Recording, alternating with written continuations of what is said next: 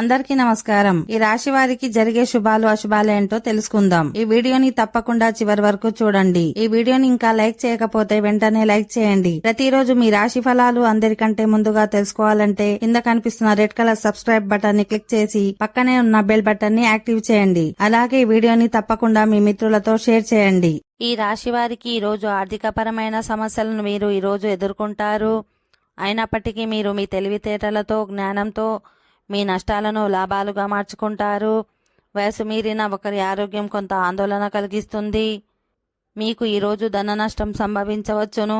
కావున మీరు లావాదేవీలు జరిగేటప్పుడు పత్రముల మీద సంతకాలు పెట్టేటప్పుడు తగ జాగ్రత్త అవసరం. టెన్షన్ గల సమయం గడుస్తుంది.